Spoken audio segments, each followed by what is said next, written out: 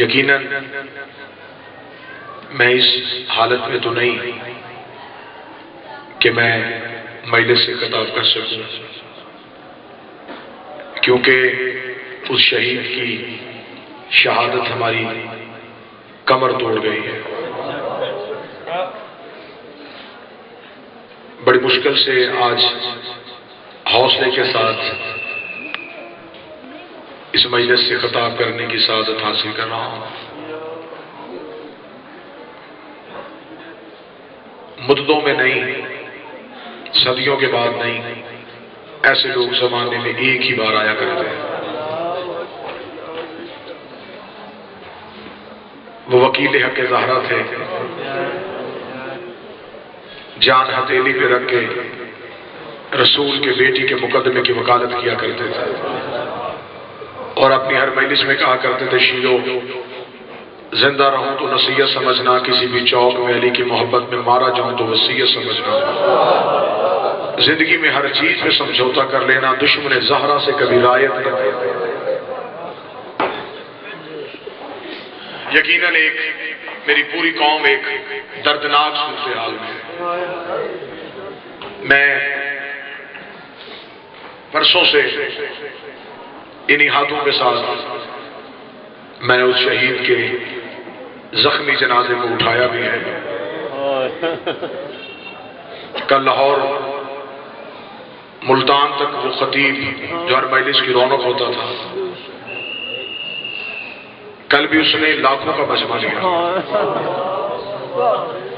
لیکن کل اس کی مجلس میں خاصیت یہ تھی کہ کل اس کا مجمع اسے سننے نہیں، اسے دیکھنے کے لیے آیا، اور وہ خطیب جو گرجا کرتا تھا وہ خاموش واپس اپنے شہر چلا گیا۔ یقیناً میرے برادر بزرگوار مظاہر شہزادی صاحب نے جو جملے اشعار کی صورت میں کہے، یہ اشعار نہیں، یہ عقیدہ ہے۔ مرنا تو ہر کسی نے ہے، لیکن کل میں نے شہید کے جنازے پہ گفتگو کرتے ہوئے کہا تھا، کتنا خوش قسمت ہے میرا بھائی، اسے چھوڑنے ہم آئے ہیں، لینے کے لیے زہرا آئی ہے، جسے محمد کی بیٹی جس کا استقبال کرنے کے لیے آئی۔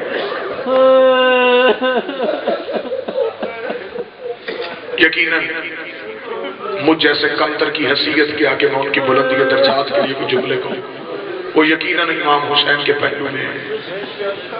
یقیناً اس وقت وہ جنت میں حسین کو حسین سنا رہے ہوں گے، لیکن میری قوم سے التماس ہے کہ دعا فرمائیں۔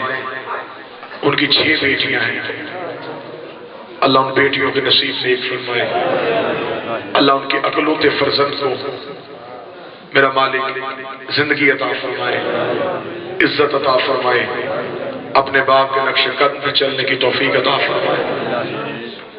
آج کی مجلس میں ابتدائی مجلس میں چند گزارشات ضرور کروں۔ وہ گزارشات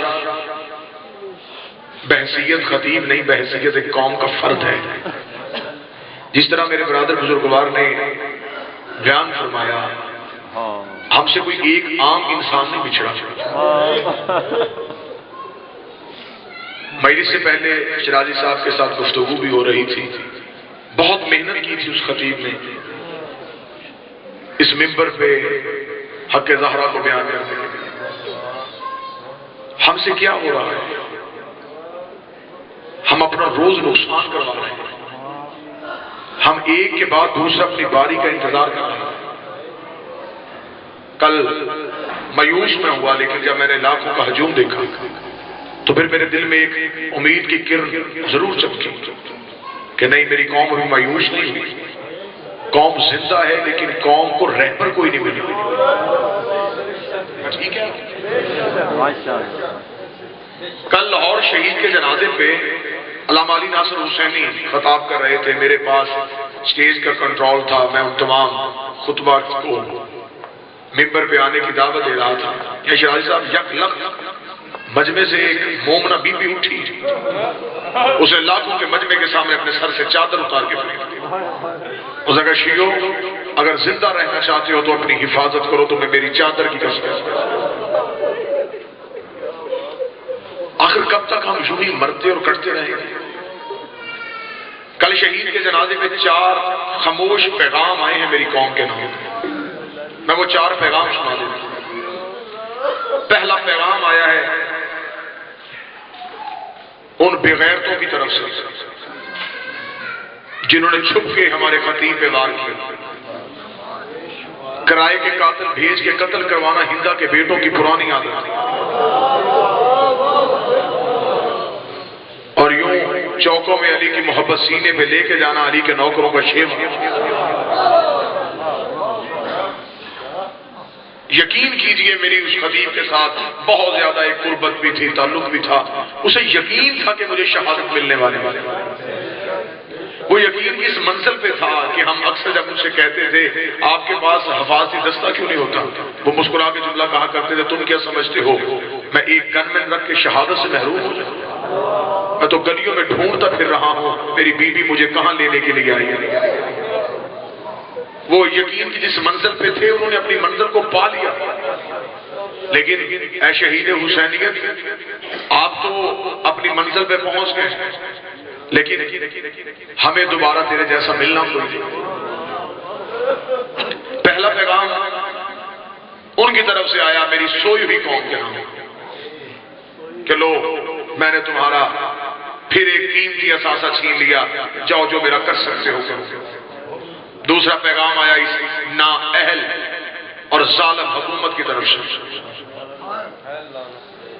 کہ 30 سال ہو گئے ہم تمہیں جنازے دے رہے ہیں اور تم ہر جنازہ اٹھا کے ہمارے دروازوں پہ ہم سے امن کی بھیک مانگنے کے لیے آ جاتے ہو۔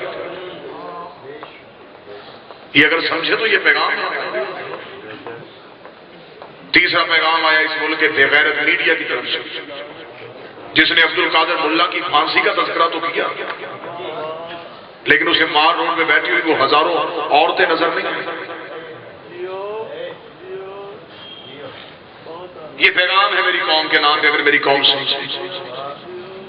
چوتھا پیغام تھا اس ملک کی جابر عدالتوں کی طرف سے کہ اگر تم قاتل گرفتار بھی کروا دو گے تو ہم باعزت بری کرنے کے لیے بیٹھے نہیں۔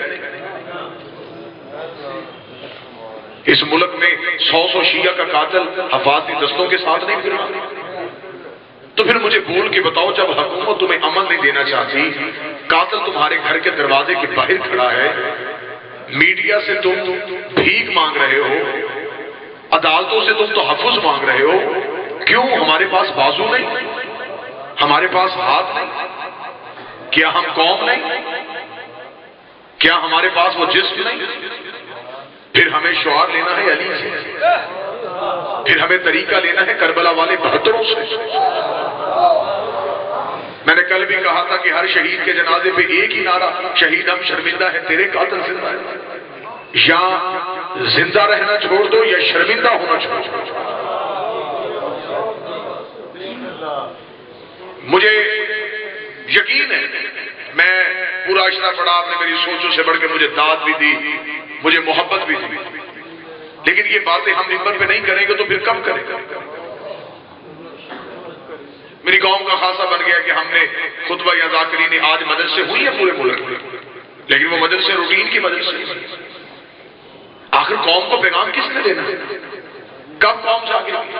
قوم بیدار ہے، قوم جاگنا چاہتی ہے، قوم اپنے خون کا بدلہ لینا چاہتی ہے، اور جتنے بزرگ بیٹھے ہو میری حیثیت نہیں، جتنے جوان بیٹھے ہو، شہید ناصر عباس کے خون کا ایک ایک قطرہ ہمارے سروں پہ قرضہ ہے، ہم مقروض ہیں اس شہید کی۔ مشن نہیں رکے گا، ایک خطیب جائے گا، سیدہ 100 خطیب منبر کو، حق زہرا نہ چھپ سکتا ہے نہ چھپے گا۔ عرفان حیدر آپ نے ہم سے بچھڑے، ناصر عباس کی صورت میں دوسرا خطیب ہے۔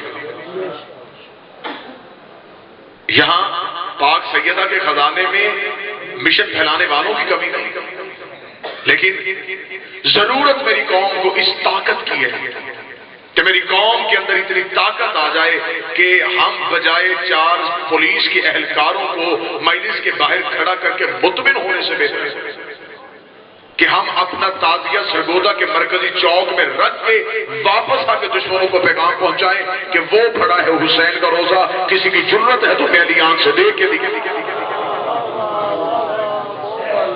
دشمن ہمارے گھروں میں آ گیا ہے، دشمن ہمارے گھر پہ، پہلے ہمارے گھروں پہ حملہ ہوتا تھا، اب حسین کے گھروں پہ حملہ ہو رہا ہے۔ لہذا میری گزارش ہے،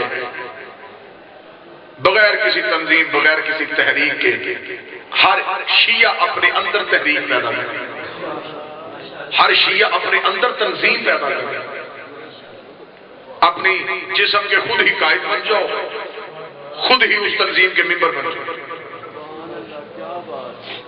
یہ شعور اگر میری قوم میں آئے گا، میں مولا حسین کی عزت کی قسم کھا کے کہتا ہوں، اگر آج یہ قوم بیدار نہ ہوئی تو آنے والی نسلوں کے سامنے ہم مجرم بن جائیں گے۔ کتنا کمال ورثہ ہے عزاداری جو آہستہ آہستہ ہمارے ہاتھوں سے چھینا جا رہا ہے۔ طرح طرح سے حملے ہوئے ہیں، قوم کو ابھی تک حقیقتوں کا پتہ ہی نہیں۔ راولپنڈی کا واقعہ ہوا، سازش کیا تھی اس کے پیچھے؟ راولپنڈی کا سانحہ کروایا گیا، واقعہ کروایا گیا، دہشت گردی پورے ملک میں کی گئی، چشتیاں، ہارون آباد، بہاول نگر، ملتان، ان سارے جنوبی پنجاب کو اپنے لپیٹ میں کیا گیا، اور آخر میں جو نتیجہ میری قوم تک نہیں پہنچا میں وہ نتیجہ بتانے لگا۔ نتیجہ کیا ہوا کہ جب پوری دہشت گردی کی لپیٹ میں آ گئے، پھر وہ دہشت گردوں کے ٹولے جو دہشت گردیاں کر رہے تھے وہ پیچھے ہوئے، اور مولانا فضل الرحمان فوراً فرنٹ لائن پہ آ کے انہوں نے کہا جی میں مذاکرات کرواتا ہوں، اور مذاکرات کیا ہے؟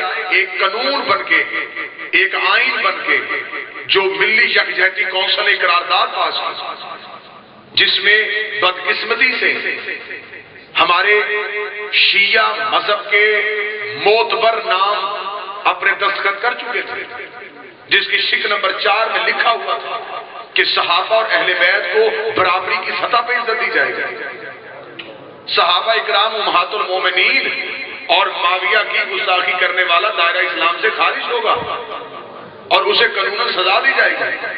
میرے پاس وہ دستاویز موجود ہے، میرے پاس وہ مکمل قرارداد موجود ہے جس میں شیعہ معتبر نام کے دستخط، وہ قرارداد مولانا فضل الرحمان نے اس قومی اسمبلی سے پاس کروانی تھی۔ جب وہ قومی اسمبلی سے پاس کروانے کا وقت آیا اور میاں نواز شریف اور شہباز شریف اس بات کو اوکے کر چکے تھے کہ ٹھیک ہے آپ قرارداد لے کے آئیں، ہم قومی اسمبلی سے پاس کروا کے اسے آئین کا حصہ بنا دیتے، اسے قانون کا حصہ بنا دیتے، اور اگر وہ قانون بن جاتا پھر ہماری مسجدوں میں خلیفاتہ بلا فصل کی اذان نہیں آنی، پھر علی ولی اللہ پہ حملہ ہونے والا تھا، پھر عزاداری حسین پہ حملہ ہونے والا تھا، پھر علی کو یہاں رضی اللہ لکھا جانا تھا، پھر سلیبس تبدیل ہونا تھا۔ لیکن خوش قسمتی تھی چند میرے ملک کے جید علماء کی اور جید لوگوں کی، جن پہ میں نام نہ لوں گا تو میں قاسم بنوں گا، بالخصوص بزرگ رہنمائے ہمارے، میری ان کے ساتھ مجھے مولا حسین کی عزت کی قسم کوئی ذاتی وابستگی نہیں، لیکن اس ایک کاوش کی وجہ سے میں ساری زندگی میں ان کی غلامی کروں گا۔ جناب الحاج حیدر علی مرزا جنہوں نے مذہبی امور کی میٹنگ میں اس قرارداد کو پھاڑ دیا اور پھاڑ کے کہا کہ میں کسی ایسی قرارداد پہ دستخط نہیں کروں گا جو ولایت علی پہ حملہ کرنے کے لیے بنے۔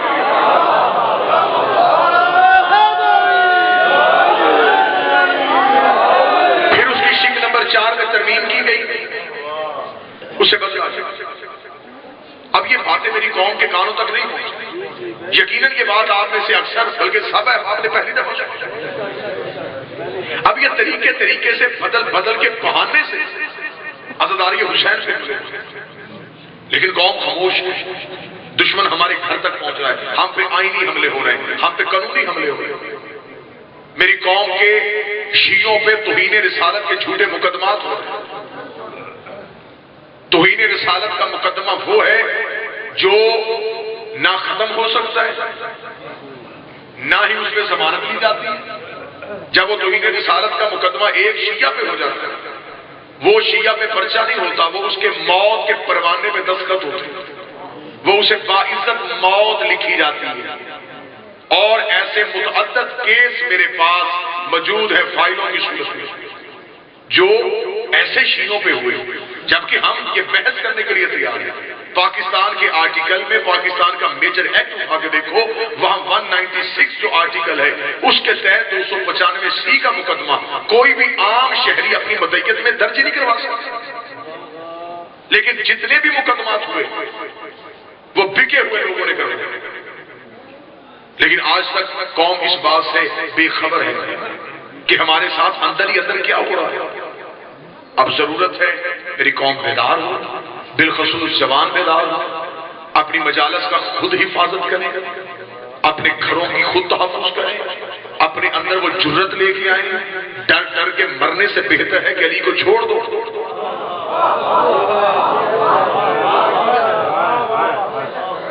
ہم پہ الزام لگا دیا جاتا جسے کوئی الزام نہ ملے، یہ ذاکر خطیب واحد یہ تو جی اپنی فیسوں کے لیے پھر رہے، مجھے بول کے بتاؤ، سر پہ قرآن رکھ کے بتاؤ، ہمارے گھروں میں بھی بچے ہیں، ہم بھی صاحب اللہ ہیں۔ کون بندہ ہے جو چند پیسوں کی خاطر اپنی جان ہتھیلی پہ رکھ کے ساری رات سڑکوں پر؟ ہم پوری رات سڑکوں پہ، انجانی گلیوں میں، پردیس رستوں میں اگر پھر رہے ہیں تو آپ کو راضی کرنے کے لیے نہیں، ہم مخدومہ کا مشن لے کے چلے۔ ہمارے ہاتھ میں چراغ ولایت ہے جو ہم ہر گھر میں جلانا چاہتے ہیں۔ تحفظ کے لیے ایک ایسی فورس ہر شہر میں تیار کی جائے جس کی تعداد 72 جوانوں پہ مشتمل ہو۔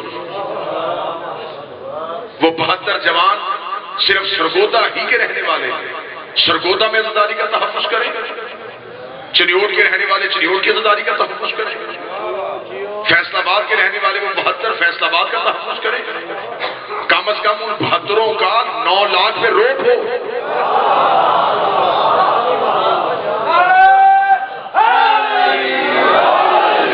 یہ فارمولہ ہے سید حسن نصر اللہ کا، جس نے لبنان سے مٹھی بھر نوجوان لے کے اسے بھی تھا، لبنان کے شیعہ بھی مر رہے تھے۔ مجھے مولا کی عزت کی قسم اگر نہیں جاگو گے، آج تمہاری جان پہ حملہ ہو رہا ہے، کل تمہاری غیرتوں پہ حملہ ہوگا، تمہاری عزتوں پہ حملہ ہوگا۔ یہی سب کچھ جو آج پاکستان میں ہو رہا ہے یہ لبنان میں ہوا ہے۔ پہلے شیعوں کو قتل کیا گیا، مارا گیا، بارگاہیں جلائی گئی، پھر ان کی مستورات کی بے حرمتی ہوتی، پھر ایک سید اٹھا جس نے چند جوانوں کو گلی محلے کے بچوں کو اکٹھا کر کے اس نے دشمن کو ایسے للکار دیا، اس نے یہودیوں کو خیبر یاد کیا۔ اور حسن رسول اللہ سے ایک فرانسیسی جریدے نے انٹرویو لیتے ہوئے کہا تھا کہ تو اتنے سے نوجوان لے کے امریکہ کو للکار رہا۔ اسے کہا میں نے جنگ کرنے کا طریقہ کربلا کے 72 سے سیکھا ہے۔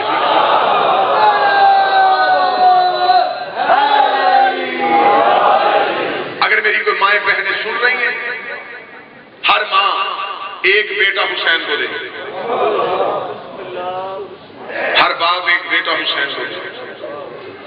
جہاں تک میرا پیغام پہنچے پہنچاؤ، نہ اس تنظیم کا کوئی سرپرست ہو، نہ کوئی صدر ہو، نہ کوئی عہدے ہو۔ 72 جوان ایک شہر میں اپنے اپنے شہر کی عزاداری کا تحفظ کریں۔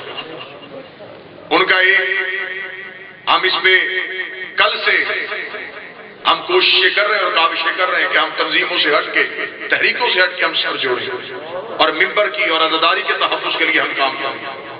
یہ جو رکشے چلاتے ہیں نا، رکشے، ان کی بھی یونین ہوتی ہے۔ یہ جو ریڑیاں چلاتے ہیں ان کے پاس بھی کوئی مشترک منصوبے ہوتے ہیں۔ ان کے ایک ریڑی والے میں حملہ ہو، وہ 100 بندہ سڑک بلا کر دیتا ہے۔ یہاں پر ایک آدمی شہید ہوتا ہے، ایک دن کے لیے اس کا سوگ منایا جاتا ہے، اگلے دن پھر زندگی روٹین کیا۔ میں نہیں کہتا کہ ناصر آباد کی شہادت کا میری قوم کو دکھ نہیں ہوا، لیکن صرف دکھ ہوا ہے۔ کیا صرف دکھ اس شہید کی میت کی قیمت ہے؟ میں نے کل جنازے میں کہا تھا جب مطالبات کہنے لگے تھے، میں نے کہا قتل نہیں، اتنا عظیم شخص اور کاغذ کی ایک FIR پہ اس کی میت کا سودا۔ کتنے مقدمات ہیں جو بھرے پڑے ہیں تھانوں میں، کتنے شیعوں کے مقدمات ہیں جو درج ہوئے، کتنے قاتلوں کو سزا ہوئی، کتنے دہشت گرد ہیں جو سر عام نہیں لٹکائے۔ تمام علم ہے اس حکومت کو ان ایجنسیوں۔ ایک گاڑی لاہور میں یا سرگودا میں داخل ہو تو اخبارات اور ٹیلی ویژن میں آ جاتا ہے کہ سرگودا والے محتاط ہو جائیں، سفید رنگ کی گاڑی سرگودا میں داخل ہو گئی۔ اس شباہت کے بندے ہیں جو کوئی حملہ کرنا چاہتے ہیں۔ اس کا مطلب ہے کہ تمہاری ایجنسیوں کے پاس خبر ہوتی ہے کہ ہونے والا ہو، پھر اس کا مطلب ہے کہ کوئی قتل ہوتا ہے اس قتل میں تم شریک ہو، لیکن تمہیں حکومت اس لیے تحفظ نہیں دے رہی، انہیں پتا ہے کہ تم نے ایک جنازہ اٹھانا ہے اور جنازے کے بعد تم نے دوسرے جنازے کا انتظار کرنا ہے۔ اب جنازوں کا انتظار نہیں کرنا، اب صرف مرنا ہی نہیں، اب مارنا بھی. لبیک یا حسین، لبیک یا حسین، لبیک یا حسین، لبیک یا حسین، لبیک یا حسین، لبیک یا حسین. جاگے کربلا کی اگر تاریخ اٹھا، جب امام حسین کربلا میں امتحان دے رہے تھے تو بنی اسد کے لوگ ٹیلوں پہ کھڑے رو رہے تھے. امام حسین نے اپنے آخری خطبے میں کہا تھا وائے حدود پہ تم نے دکھ کیا لیکن حق کے امام کی نصرت کو نہیں آئی. اب ضرورت ظہور قریب ہے، میرا بادشاہ ظاہر ہونے والا ہے، ہم نے امام کے سامنے اٹھنا ہے. یہ کیا نعرہ کہ ہم مولا کو بلائیں گے مولا تو اپنا انتقام بھی آپ لیں اور ہمارا انتقام بھی آپ لیں. معاف کرنا، میں آپ کے ساتھ ہوں، میں اپنے آپ کو آپ سے علیحدہ نہیں کر رہا، میں اس قوم کا فرد بن کے، میں نے پہلے کہا تھا میری گفتگو اس قوم کا فرد، میں بھی آپ کے ساتھ ہوں، میں بھی اس جرم میں آپ کے ساتھ شریک ہوں. ہم یہ جو بار بار ہر نماز میں امام زمانہ کو بلا رہے ہیں، مجھے سر پہ قرآن رکھ کے بتانا کیا یہ کوفے والے خط تو نہیں؟